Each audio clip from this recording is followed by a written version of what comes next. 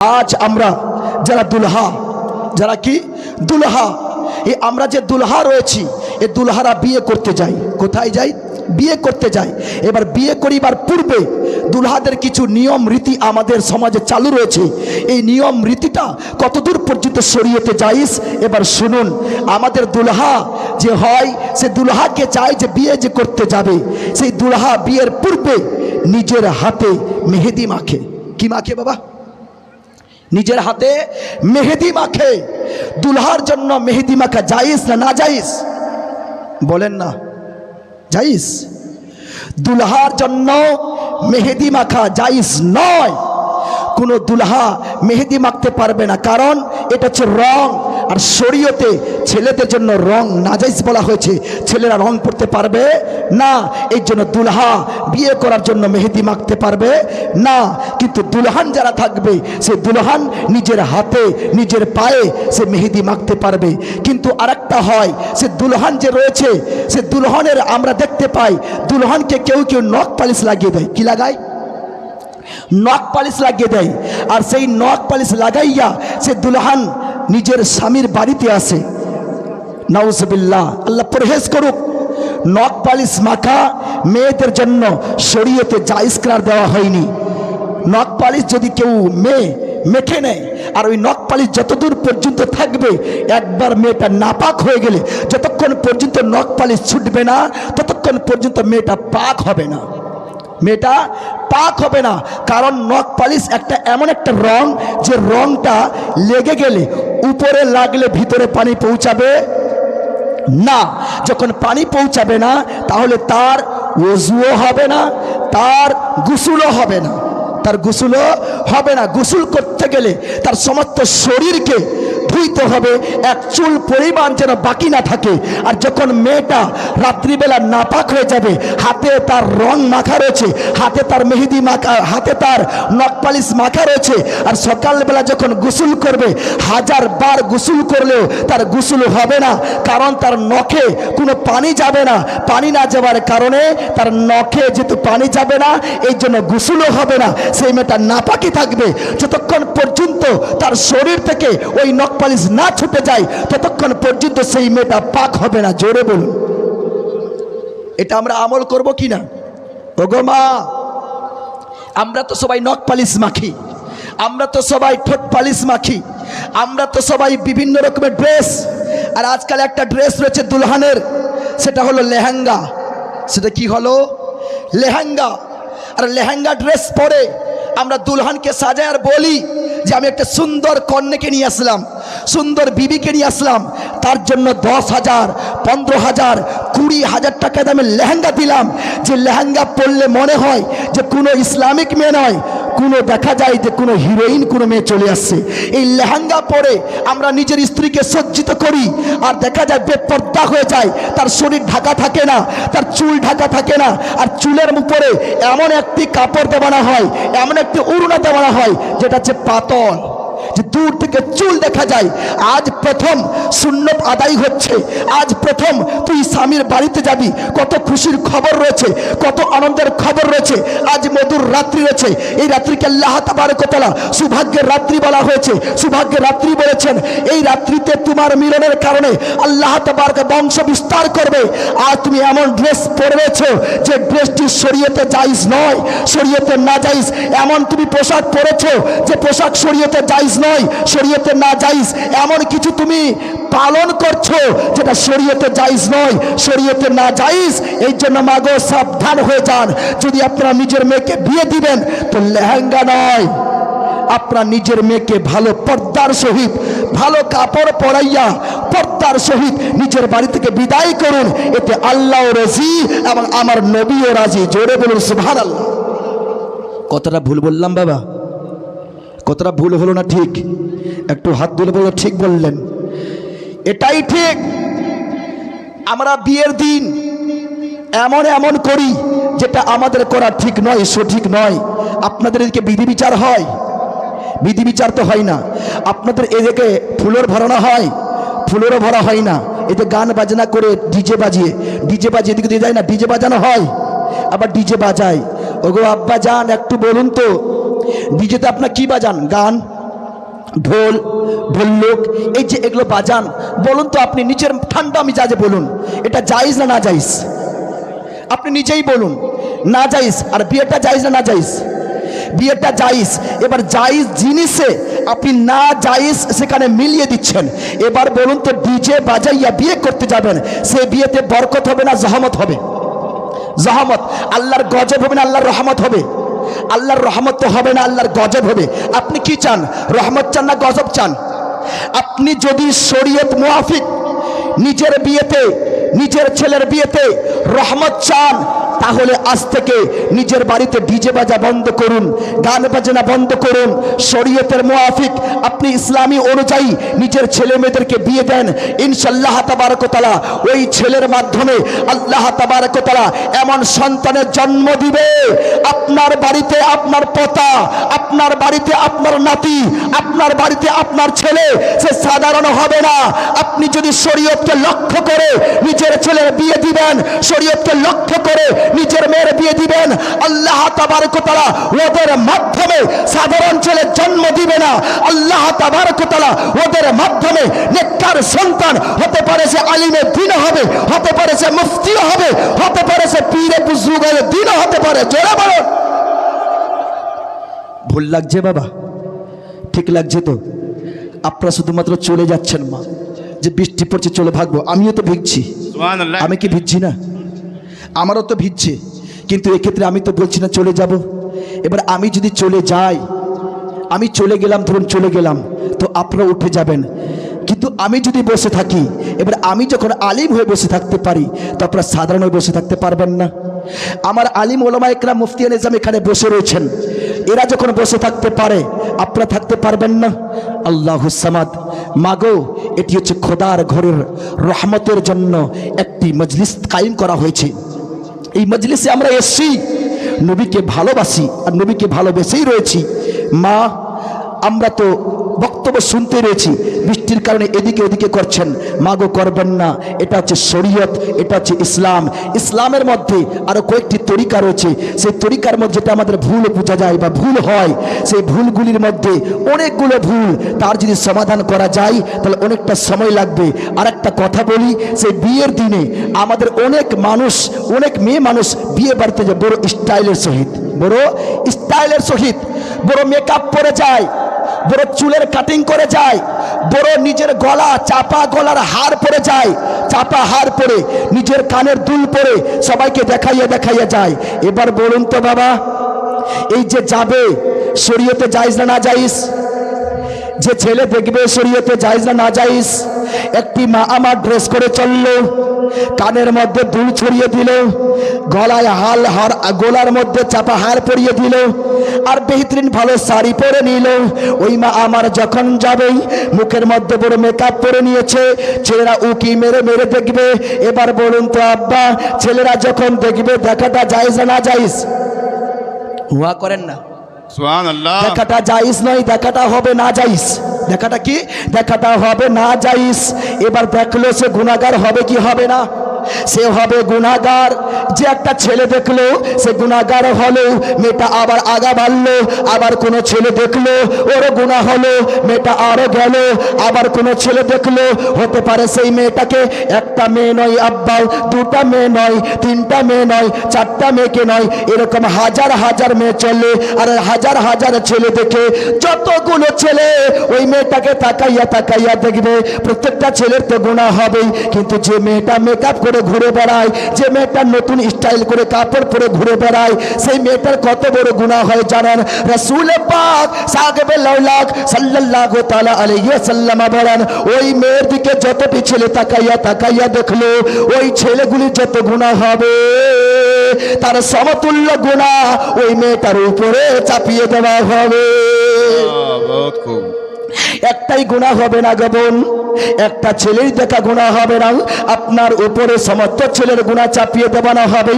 তার আব্বা যে রয়েছে, তার আম্মা রয়েছে, তার আব্বা যদি এরকম ড্রেস ক্রয় করে দিয়েছে, তার আম্মা যদি এরকম ড্রেস ক্রয় করে দিয়েছে, বেটি তুই যা এরকম ড্রেস পরে ভোজ বাড়িতে যা, ও বেটি তুই যা এরকম ড্রেস পরে তুই কোথাও স্টাইলে সেই যা, কোথায় দেখার জন্য যা, এইদিকে ওই দিকে যা। ও আমার আব্বা জানেরা শুনুন, আপনি যেরকম এইরকম ভাবে মেয়েকে পাঠালেন, ওই মেয়েটারই গুনাহ হবে না। যতটি গুনাহ মেয়েটার হবে, তার সমতুল্য গুনাহ তার বাবারও গুনাহ হবে, তার মায়ের গুনাহ হবে। কাল কিয়ামতের ময়দানে আপনি বিরাট বড় হাজী সাহেব, হজ করে এসেছেন, বিরাট বড় নেকিওয়ালা, বিরাট বড় পয়সাওয়ালা, অনেক টাকার মালিক আপনি রয়েছেন, অনেক আপনি নেকির মালিক রয়েছেন। কাল কিয়ামতের ময়দানে যখন উঠবেন আব্বা, আপনাকে আল্লাহ তাবারক ওয়া তাআলা জিজ্ঞেস করবে, বলো তুমি নিজের মেয়েকে কি শিক্ষা দিয়েছো, বলো তুমি নিজের স্ত্রীকে কি শিক্ষা দিয়েছো। কিন্তু আব্বা জানেরা দেখা যাবে আপনার মেয়ে এখানে পর্দা করতো না, আপনার মেয়ে ভালোভাবে চলতো না। কাল কিয়ামতের ময়দানে আল্লাহ তাবারক ওয়া তাআলা আপনার ওই মেয়ের কারণে আপনার সমস্ত নেকিকে কেটে দিবে, আর আপনারও ঠিকানা জাহান্নাম করে দিবে। আল্লাহু আকবার কাবীরা। এই জন্য মাগো আগে থেকেই স্ট্রিক হয়ে যান, ওগো আব্বা যান আগে থেকে স্ট্রিক হয়ে যান। আপনাদের মরতে হবে, আপনাদের দুনিয়া ছাড়তে হবে, ওই কবরের মধ্যে আপনাকেও যেতে হবে, কবর সবাইকে দাবাবে। আমার রাসূল বলেন, কবর গুনাহগারকেও দাবাবে, কবর নেকুকারকে দাবাবে। আমার আকা বলেন, যারা গুনাহগার হবে তাদেরকে কবর কিভাবে দাবাবে। রাসূল পাক সাল্লাল্লাহু তাআলা আলাইহি ওয়াসাল্লাম এরকম ইশারা করে বললেন, দেখো যারা গুনাহগার হবে, এক হাত এরকম অপর হাতের ভিতরে ঢুকাইয়া বললেন, এইভাবে কবর দাবাবে গুনাহগার ব্যক্তিকে। এর মানে এটাই বললেন, ওগো আমার প্রিয় উম্মতেরা, কবর তোমাদেরকে একদিকের মাটি অপর দিকে চলে যাবে, আর অপর দিকে মাটি অপর দিকে চলে আসবে, ডানের মাটি বামে চলে যাবে, আর বামের মাটি ডানে চলে আসবে। এইভাবে গুনাহগার যারা ব্যক্তি হবে ওদেরকে দাবানো হবে। আল্লাহু আকবার কবীরা। আল্লাহ এইভাবে কবরকে ওয়ার্ডার করবে, কবর তুমি দাবাও। যারা গুনাহ করেছে ওদেরকে এইভাবে দাবাও। এই কবরের চাপ থেকে যদি বাঁচতে হয় আব্বা, মা যদি কবরের চাপ থেকে বাঁচতে হয়, রাসূল পাক সাল্লাল্লাহু তাআলা আলাইহি ওয়াসাল্লাম নিজের প্রিয় স্ত্রী হযরতে খাদিজাতুল কুবরা রাদিয়াল্লাহু তাআলা আনহাকে যখন মাটি দেওয়ার জন্য গেলেন, যখন মাটি দিলেন, দেখছে মাটি দুই দিক থেকে চেপে আসছে। আমার আকা সেই কবর উপরে শুয়ে পড়লেন, আমার আকা কবর থেকে এরকম মাটিকে সরাচ্ছে, যে দুই দিক থেকে চেপে আসে মাটিকে সরাচ্ছে। মাটি চলে যাও, খাদিজার কাছ থেকে চলে যাও, খাদিজাকে দাবাবা না। খাদিজা আমার সমস্ত জায়গায় সাথ দিয়েছে। এই হযরতে খাদিজা রাদিয়াল্লাহু তাআলা আনহা এত বড় ভাগ্যবতী নারী, প্রথম মুসলমান নারী যিনি প্রথম ইসলাম কবুল করেছেন, তিনি হলেন হযরতে খাদিজা। তাকে যখন মাটি চাপাতে আসে, আমার আকার মুখ চোখ লাল হয়ে গেল। হঠাৎ করে নবীর আবার মুখের চেহারা বদল হয়ে আমার নবীর মুখ থেকে হাসি বের হয়ে গেল। সাহাবীরা জিজ্ঞেস করেন, আকা আপনি আবার, দেখা গেল প্রথমে আপনার মুখমণ্ডল লাল, তারপরে দেখা গেল আপনার মুখমণ্ডল আবার হাসিতে হাসি হয়ে গেল, কারণটা কি হুজুর? আমার আকা বললেন, সাহাবী জানো, যখন আমরা হযরতে খাদিজাকে মাটি দিয়ে আসছিলাম, তখন মাটি দুই দিক থেকে তাকে চেপে চলে আসছিল। আমি আকা দেখতে পেলাম, আমি তখন মাটিকে সরাইয়া দিলাম।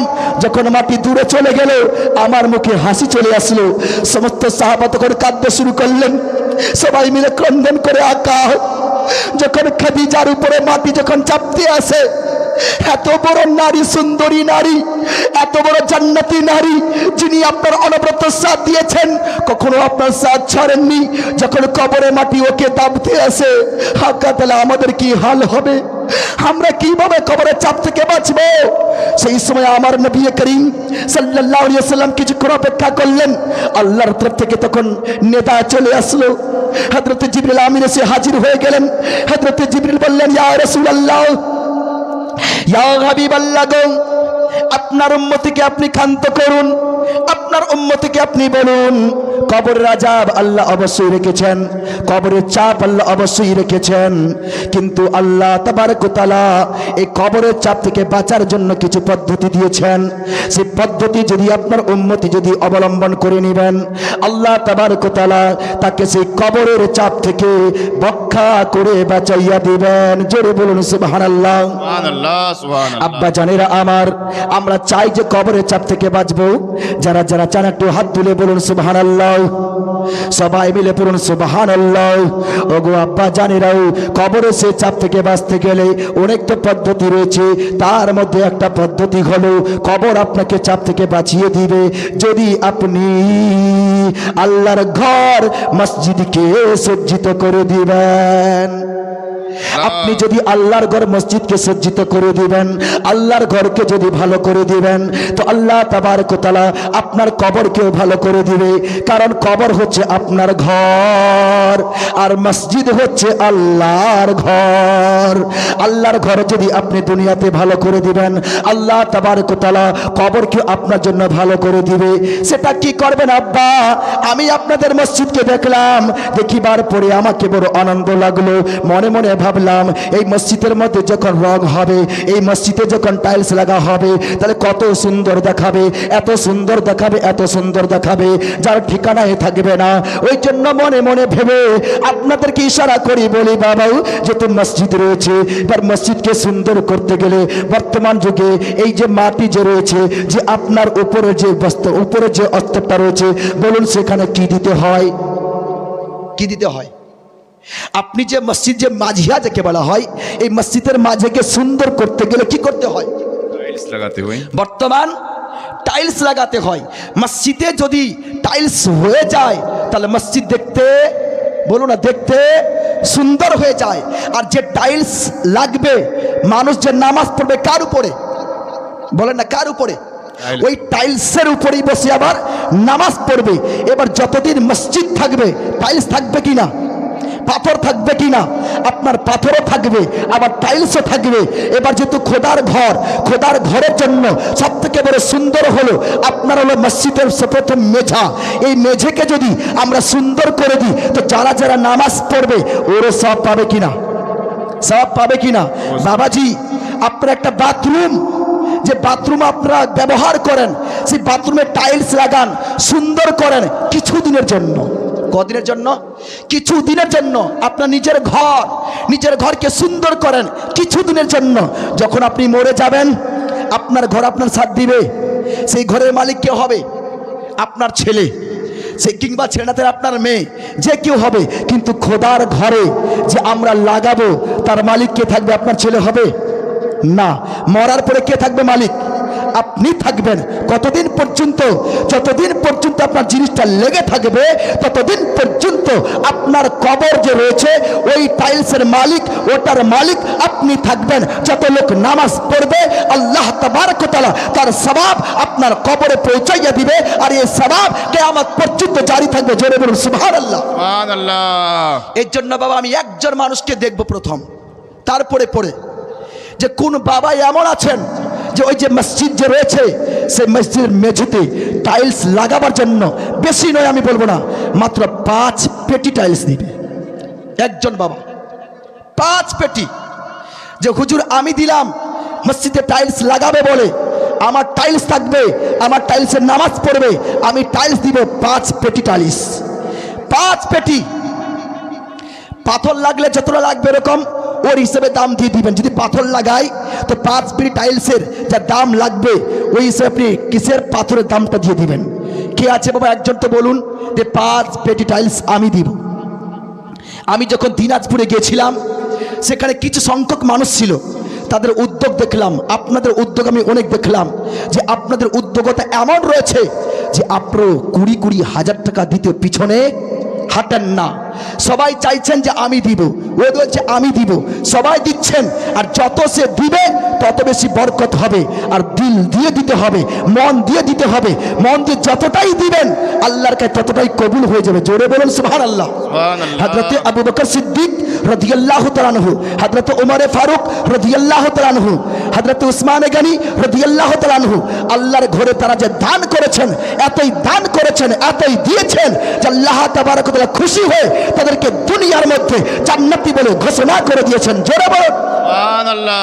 কেউ আছেন মা, কেউ আছেন বাবাদের মধ্যে? একজন তো বাবা বলুন যে হুজুর আমি দিব 5 পেটি। একজন বলুন যে 5 পেটি দেনেওয়ালার মধ্যে একটি মা কিংবা একটি বাবা যে আমি 5 পেটি দিব মসজিদের মধ্যে টাইলস। আমি তারপরে দেখব যে আজ এই কুতুবগঞ্জের বাবারা, এই কুতুবগঞ্জের বাবাদের মধ্যে কতজন এমন রয়েছেন মুজাহিদ যারা আল্লাহর রাস্তায় দান করছেন। 10 পেটি, সুবহানাল্লাহ, নারায়ে তাকবীর। আল্লাহু আকবার। আপনাদের জোশ হয় না? আসসালামু আলাইকুম। সুবহানাল্লাহ সুবহানাল্লাহ। জানাব। 10 পেটি। বসুন। মা চাইলাম কত? 5 বড়রা চাইলাম কত? 5 পা দিল কত? 10 10। দেখেন একেই বলে ভাগ্যবান মানুষ। জোরে বলুন না। সুবহানাল্লাহ। আপনার নারা লাগাবেন তো, শরীক তো হবেন। নারায়ে তাকবীর। আল্লাহু আকবার। একটু জোরে বলুন আপনারা। বৃষ্টি কমে গেছে, আর বৃষ্টি হবে না, রহমত বর্ষিত হয়ে গেছে, আমরা রহমতের বৃষ্টি ভিজে গেছি। ইনশাল্লাহ এটা ঔষধ বলে ঘোষণা হবে। জোরে বলুন সুবহানাল্লাহ। এর জন্য